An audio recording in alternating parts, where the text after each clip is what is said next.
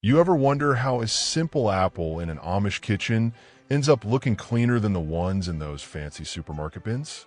I mean, no chemicals, no fruit wash sprays, just hands, water, and faith. There's something about the way they do it. Slow, careful, almost sacred. See, to them, cleaning fruit ain't just about dirt. It's about respect, about tradition, about taking your time when the whole world's in a rush. Today, I'm taking you behind the wooden doors and hand-pulled water buckets, where every peach gets a second look, and every berry gets bathed like a baby. This ain't your average cleaning tip video. This is Amish wisdom, raw, honest told. And once you hear it, you'll never wash your fruit the same again. The quiet sink in the corner. In most Amish kitchens, there's always that one deep sink in the corner. Not flashy, not stainless steel, sometimes porcelain, sometimes even a wooden basin lined with tin. It ain't the kind of place you'd expect a fruit cleaning station to be, but that's exactly what it is. Early mornings before chores begin, you'd find an older woman leaning over it, hands in cold water, rubbing apples one by one. Not scrubbing hard, just firm enough to feel the wax lift. She doesn't talk much, just hums a tune she's known since she was 5. Each fruit she touches is like a prayer. She don't use fancy gadgets, just her fingers, her cloth, sometimes a tiny wooden brush. That's it. The water's not warm. It's cold, sometimes painfully so, but she says it keeps the fruit alive longer, makes it crisp, makes it right.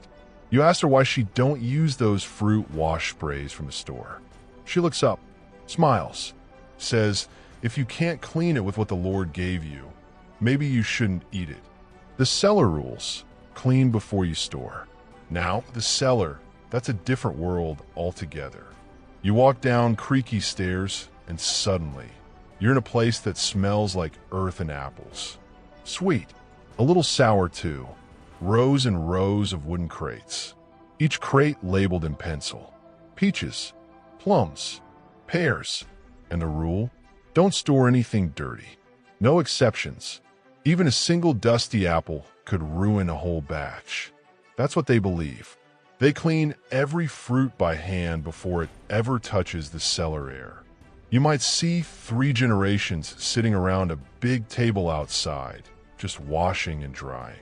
The youngest wipes, the mother checks, the grandmother inspects with eyes sharp as needles. One bad spot and the fruit's out. Goes straight to the pie pile. Down there in the dark, fruits are layered gently. With straw, with sawdust, with soft rags. It's not high-tech, but it works. Some of those apples stay fresh well into January.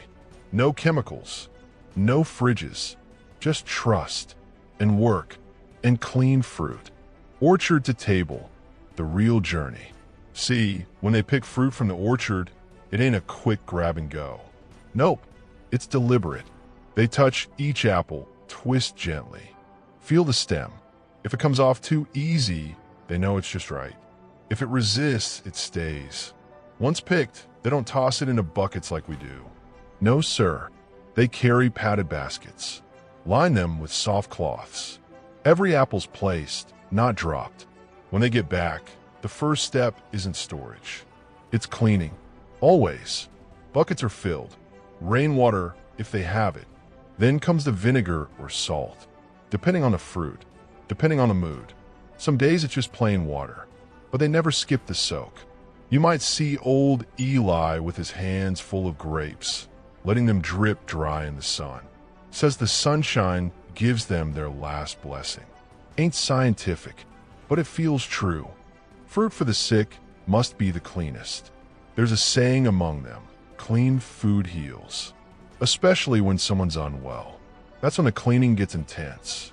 Not just extra rinses, but prayers too. You'd see Mary kneeling by the sink, slicing soft pears for her ailing father. But before slicing, she scrubbed every one with a soft cloth soaked in lemon and vinegar. The fruits are peeled thin, rinsed again, dried again, everything touched with clean hands and quiet hearts. Even the plates warmed by the stove to make sure the cold don't shock the old man's system. Some would call it superstition. They call it love. And that love, it's poured into every clean fruit served. Water buckets and patience. Not all Amish have running water.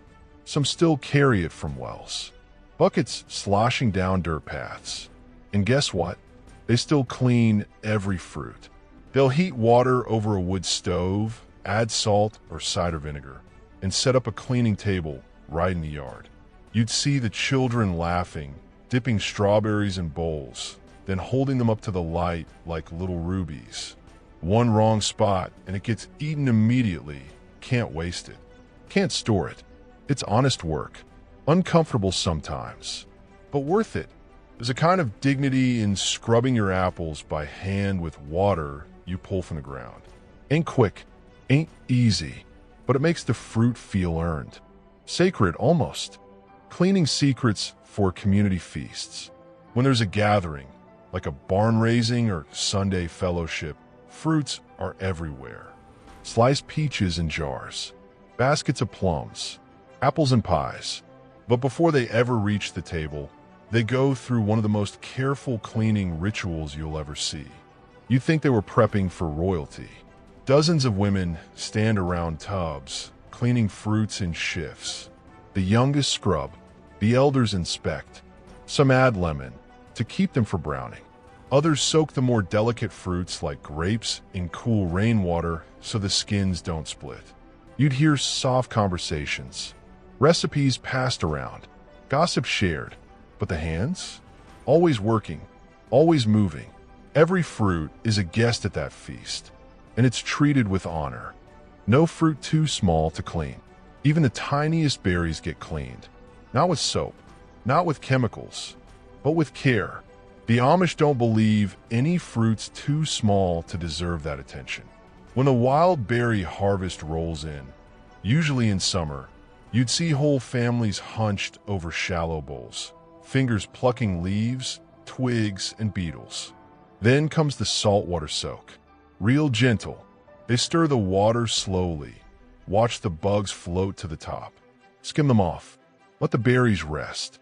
Some say it's like giving them a nap before they're eaten. Silly?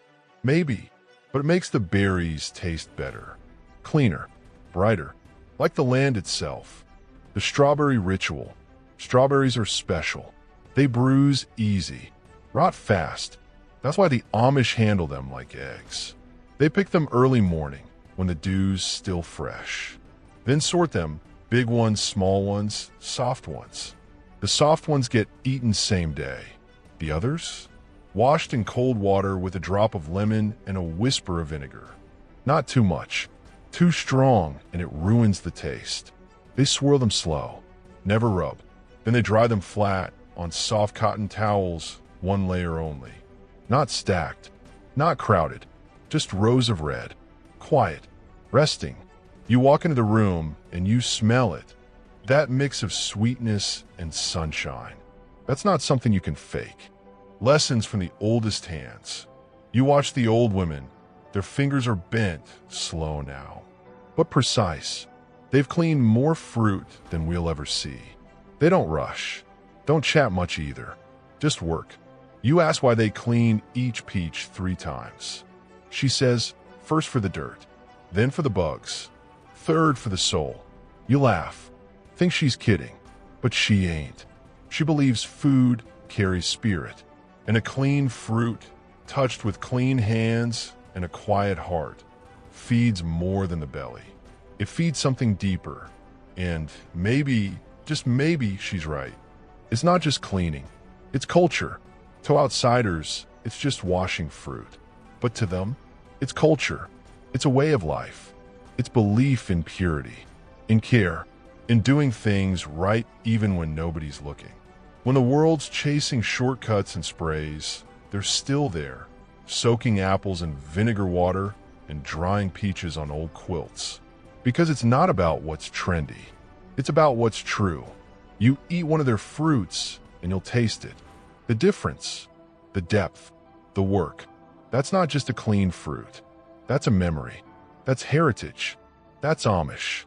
So maybe next time you grab a peach off the counter or rinse grapes under that tap, you'll slow down a little.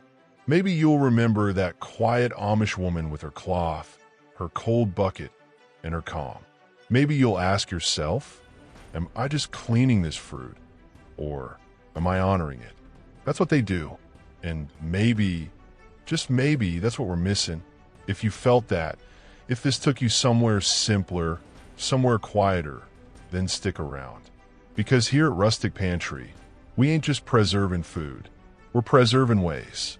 Old ones, good ones, ones that still work. So hit that subscribe. Let the world slow down a bit. And we'll see you back here real soon, right where the stories still live in every bite.